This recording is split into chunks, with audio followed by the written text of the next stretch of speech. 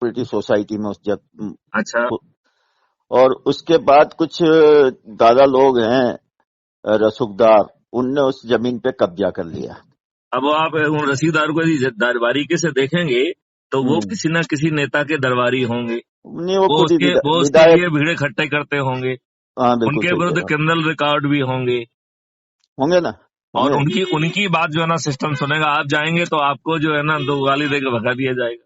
नहीं सुन रहे हैं, मैं काफी लंबे समय से उनसे मतलब जो संघर्ष कर रहा हूँ, और अभी जाकर के कोऑपरेटिव पे काफी कुछ दबाव पड़ने से उनने जांच रिपोर्ट दी है जो काफी उनके खिलाफ है, जिनने जमीन पे कब्जा कर रखा है। आप ये बताइए, उनको जांच रिपोर्ट देना चाहिए, अपराध पंजीयन करके और इन्वेस्टिगेशन करके चालान करना चाहिए? तो वही तो मैं बोल रहा हूँ कि आज एफआईआर दर्ज करने को कोई तैयार नहीं है, और कोऑपरेटिव वाले भी उस चीज को झुला रहे हैं। अच्छा जबकि मेरे खंडेलवाल जी, पास मैं आपको उल्टी बात कह रहा हूँ। आप मुझे बताइए,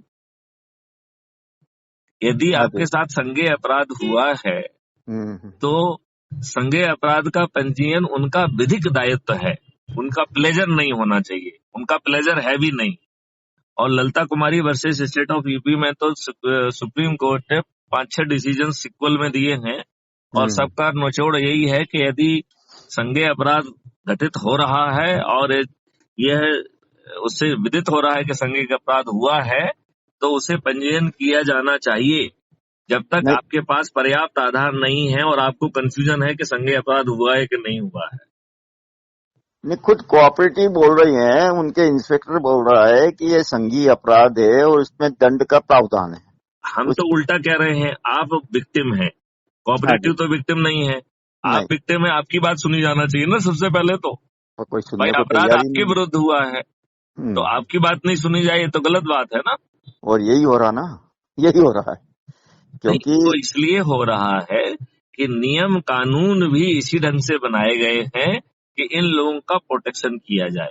एग्जैक्टली। और ये लोग जो है अपने हित के जो है चीजों को बना के देते हैं, हाँ उनको जो जी, है ना पास किया जाता है। इसको वही हो लॉबिंग रहा, कहते हैं। तो वही हो रहा। बाकी जो है ना देशों में भी लॉबिंग होती है, वहाँ अच्छे लोग लॉबिंग करते हैं। हम्म। आपके यहाँ पे क्रिमिनल और गुंडे और ये लोग लॉबिंग करते हैं। और जी। वो अब तो स्थिति इतनी खराब है कि 42% जो है जो मेंबर ऑफ पार्लियामेंट है उनके विरुद्ध आपराधिक रिकॉर्ड है, 29% के विरुद्ध जघन्य अपराध है, हत्या, डकैती, मर्डर, रेप, किडनैपिंग। तो भैया ये कानून बनाने वाले का जो है ना सांसद है या जो है ये अपराधियों की अपराधी। साला है। हम्म। तो ये बड़ी विडंबना का विषय है, ये बहुत ही विडंबना का विषय है। अब सवाल उठता है कि काले अंग्रेज अब की बात क्यों सुनेंगे, क्योंकि वो तो इसका लाभ ले रहे हैं, राइट। लाभ ले रहा है, तो बहुत वो सही। आपकी बात सुनेंगे नहीं। अब आपके पास क्या विकल्प है? आपका एक पास विकल्प हो सकता है कि आप चक्का जाम करो, आप उनके पास पिटीशन लेके जाओगे तो जो आप कह रहे हो कि आप लंबी लड़ाई लड़ रहे हैं, आपकी पिटीशन कोई सुनेगा नहीं, राइट। नहीं सुना, बिल्कुल अच्छा, सही। उनको लगेगा कि नहीं आपका जो है ना पिटीशन जो है तो आपको भ्रम में रखने के लिए वो झूठा मूठा आपकी पिटीशन ले लेंगे, आपसे मीठी मीठी बात करेंगे, लेकिन कार्रवाई कुछ नहीं होगी, नहीं राइट। होगी, बिल्कुल तो सही कह रहा और यदि आप चक्का जाम करोगे तो आपके खिलाफ केस रजिस्टर कर देंगे। यदि आप चुपचाप भी बैठे हुए हो तो अपने लोगों को, उपद्रवियों को भिजा के जो है ना ऐसी स्थिति पैदा कर देंगे कि लाठी चार्ज भी होगा और गोली चलेगी और आपको जेल में बंद कर दिया जाएगा, ठीक है हूँ। ना। हुआ, तो होता है। ये कोई अच्छा ऑप्शन नहीं है। मेरा ये नहीं। मानना है कि प्रजातंत्र में हमारा अपनी चुनी हुई सरकार से संवाद का तरीका अलग होना चाहिए, और ये तरीका हमने माननीय प्रधानमंत्री श्री नरेंद्र मोदी जी से सीखा है। वो है कि क्राइम फ्री भारत का सब लोग, जितने भी लोग हैं, अपने अपने प्रभाव क्षेत्र में छोटी छोटी संगोष्ठियां करें, वहीं पर जो है ना लोगों से क्राइम फ्री भारत जो है ना यूट्यूब चैनल सब्सक्राइब कराएं, और जी। हर कोई अपने उसमें करता जाए, और 1 महीने में हम इसको 1 करोड़ के ऊपर पहुंचाएं। नंबर 1, 1 बहुत करोड़ सही। पे पहुंचने के बाद फिर इन छोटे छोटे मुद्दों जो हम अभी कह रहे हैं आपसे, चाहे वो चुनाव से संबंधित हो, टैक्स फ्री इकोनॉमी से संबंधित हो, चाहे जो है ना क्राइम फ्री भारत से संबंधित हो, जितने भी मुद्दे हैं, धीरे धीरे जो सरल मुद्दे हैं उनको पहले लिया जाए, फिर धीरे धीरे कठिन मुद्दे लिए जाए।